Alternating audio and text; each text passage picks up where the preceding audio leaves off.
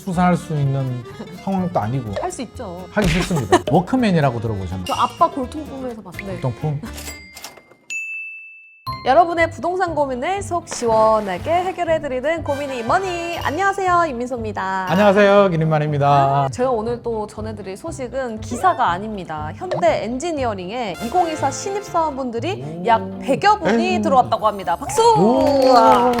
정말 축하드립니다. 너무 우리나라 또 부럽다. 최고의 대기업인데 그렇죠. 진짜 부럽습니다. 근데 소장님도 대기업 연구원이었어요. 저도 했었죠. 그래요? 네, 근데 왜 부동산으로 좀 갈아타신 이유가 있나요? 그러게요. 대기업 계속 다닐 걸. 그러게요라뇨. 나름 또 재미도 있고 보람도 있고 뭐 다 좋은데 돈을 버는 만큼 내 자유 또 내 인생 또 저당 잡혀야 되니까 후회하진 않습니다. 그래요? 오히려 굉장히 큰 덕이 됐다.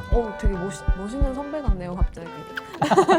다시 한번 네. 입사하신 분들 너무너무 축하드립니다. 그런데 취업자 수가 주택시장의 흐름을 대변하는 하나의 큰 키워드라면서요? 굉장히 중요하죠. 네. 통영상 30에서 40대가 체감경기나 주택시장을 잘 설명할 수 있을 거다라고 생각을 해야겠지만 20세에서 29세의 취업자 수가 주택시장에 미치는 상관관계가 0.7로 가장 높다고 하네요, 또. 20대를 첫 단추를 잘 꽂아야 네. 30대들도 내 집 마련할 수 있는 기반을 다지기 때문에 20대 취업이 굉장한 큰 영향을 주는 것은 사실입니다. 저를 포함해서 또 신입사원분들 20년 뒤에는 소장님처럼 부동산업을 하고 있을 수도 있잖아요? 그런 분들이 많이 나와주면 좋기는 한데요. 본인이 좋아하고 즐기고 잘할 수 있는 일 하는 게 좋지 않을까. 굉장히 오늘 회사 선배, 인생 선배님 같은 말씀을 많이 해주시네요. 네. 근데 고민도 솔루션을 내려주셔야죠. 인생 선배가 또 고민 솔루션 시원하게 해결해 드리도록 하겠습니다. 네, 그럼 첫 번째 고민으로 넘어가 보도록 할게요.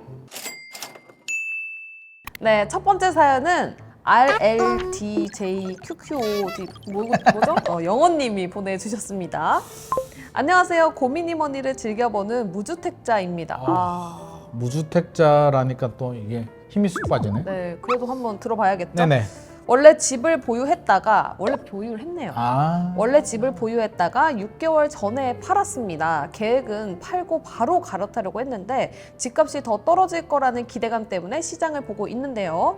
24년에 미국이 금리를 3번 정도 내릴 거라는 기사를 보니 왠지 더 불안해지는데 금리 인하는 언제쯤 예상이 되고 또 어느 타이밍이 구매의 적기가 될 수 있을까요? 라고 남겨주셨습니다. 이분이 아마 가장 힘들 것 같습니다. 고기도 먹어본 사람이 안다고 이 맛을 봤단 말이에요. 네. 이제 굉장히 불안합니다. 지금 질문에서도 불안감이 스물스물 막 굉장히 많아요. 집을 팔잖아요. 하루에도 한 몇 번씩 왔다 갔다. 잘 팔았나? 나 괜히 팔았나? 아니야. 그럴 것 같아요. 굉장한 스트레스를 받는데 2024년은 상승 요인도 있고 하락 요인도 있어요. 자, 일단 상승 요인 손해보금자리 끝나는 대신에 신생아 대출 27조 원 정도 풀립니다. 내 집 마련을 하시는 분들이 도움이 될 수 있기 때문에 집값을 좀 올릴 수 있는 그런 환경이 되고요. 두 번째, 네. 입주 물량이 줄어들어요. 건설사들이 요즘 여러 가지 어려운 부분도 있고 네. 사업을 공격적으로 할 수가 없잖아요. 그럼 입주 물량이 줄어들면 결국에는 집값을 밀어 올리는 역할도 해주는데 이 입주 물량은요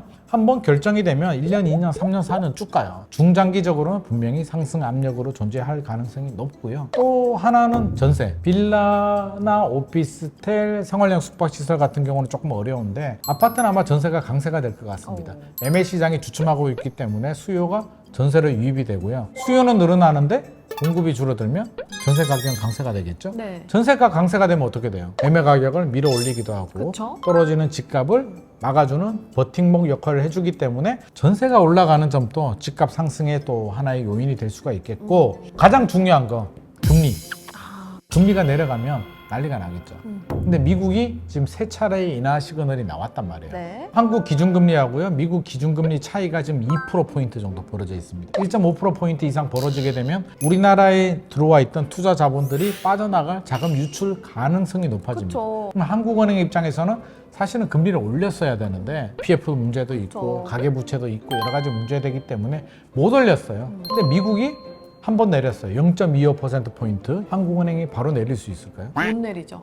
한 3번 내리면 한 번 정도 내리지 않을까 세번 정도? 우리가 예상을 할 수 있어요. 예상이에요. 가정과 다르게. 네. 상반기에 한 번 내렸어요. 그러면 하반기도 한 번 내릴 가능성이 높겠죠? 네. 그러면 예상보다 빨리 많이 내리네? 투자 심리가 회복이 되면서 네. 집을 사자는 수요가 늘어날 수도 있습니다. 어, 그럼 하락 요인은 뭐가 있을까? 네. 저처럼 청년도 아니고 아기를 출산할 수 있는 상황도 아니고 할 수 있죠. 하기 싫습니다. 자, 이런 상황인 분들은 오히려 대출 문턱이 더 좁아져요.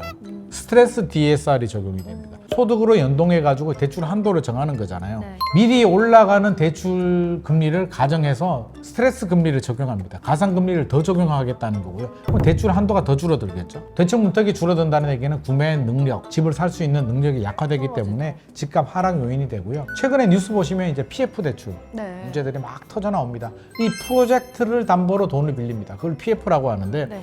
금리가 높아요. 한 10% 정도 되거든요. 이 고금리 대출이자 내면 손을 대는 사업장마다 빵빵빵 대박이 터져야 되는데 지금 잘 안 되잖아요. 그렇죠. PF 대출이 문제가 되고 미분양이 빨리 소진되지 않으면 결국에는 최근에 시공 능력 16위 건설사도 워크아웃 신청을 했잖아요. 네. 자, 이걸 바라보는 수요자 마음은 어떨까요?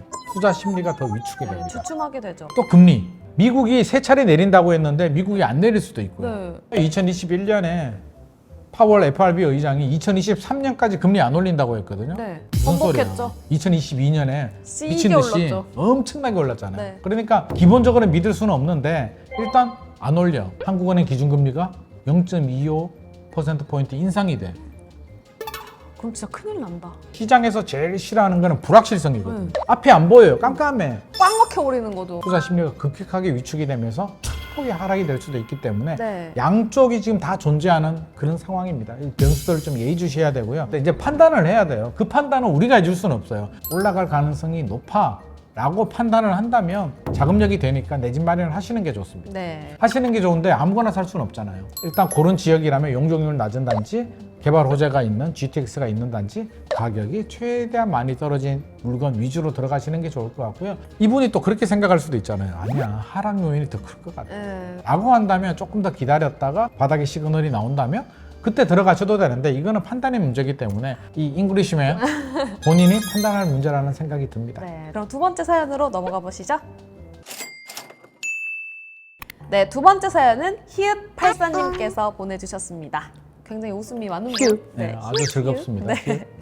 네, 저는 일본 경제에 관심이 많은데 최근 우리나라 경제 상황을 보면 일본의 잃어버린 30년을 따라갈까봐 걱정이 됩니다. 현재 10년 전 구입한 아파트 두 채를 보유하고 있어서 가격이 좀 떨어져도 크게 문제는 없는데 자녀 세대를 생각하면 걱정이 되네요. 지금의 경제 상황 어떻게 보시나요? 라고 보내주셨어요. 이분은 좀 길게 보시네요. 네. 정확한 표현은 잃어버린 20년이 맞고요. 1991년부터 떨어져가지고 2011년까지 떨어졌고요. 네. 2011년부터는 사실 조금 오르긴 했거든요. 이분이 걱정되는 거는 저는 충분히 공감이 됩니다. 근데 그럴 가능성이 진짜 있긴 있는 거예요? 없다라고 할 수는 없죠. 아, 지금 우리 사회 경제 시스템이 일본하고 비슷한 부분이 굉장히 많거든요. 일본이 잘 나갈 때 기억 안 나시죠? 기억이 안 나는 게 아니라 세상에 없었어요. 세상에 없었어요? 네. 아, 워크맨이라고 들어보셨나요? 워크맨이요? 모르시나요? 요즘 유튜브밖에 몰라요. MP3 플레이어 같은 건데 카세트 테이프로 듣는 플레이어가 뭔지 알아요. 워크맨이에요. 저 아빠 골통품에서 봤어요. 아빠. 아, 진짜 네. 골동품? 와. 최근에 이제 우리가 조금 걱정되는 부분이 있습니다. 고용, 소비, 지출, 기업, 수출 오중고에 시달리고 있어요. 요즘 우리가 경제 성장률이 예전 같지 않잖아요. 네네. 일본도 경제 성장률이 잘 나갈 때 85년에서 90년에는 4.3% 정도 됐는데 네. 1991년 이후에는 1.1%로 주저앉았거든요. 막 경제가 잘 나갈 때는 우리가 5%, 6%, 7% 되다가 네네. 최근에 네. 2% 점점 일본 따라가는 것이 아닐까. 베이비붐 세대 시작부터 플러스 60을 네. 더하면 위기가 온다라는 설이 있어요. 베이비붐 세대라는 게 이제 인구가 갑자기 급증하는 그 세대를 베이비붐 세대라고 합니다. 우리나라 같은 경우는 1964년에서 76년 정도까지가 인구가 많이 늘어났어요. 네. 일본이 1991년부터 왔잖아요. 네. 60을 빼면 네. 50년 되잖아요. 네네. 아, 50년이 아니구나. 40년대. 네네. 그러니까 40년에서 60년을 더하면 비슷하게 맞아떨어지죠. 그렇죠? 네. 그럼 우리도 64년에서 60년을 더하면 지금쯤이네요. 그러니까.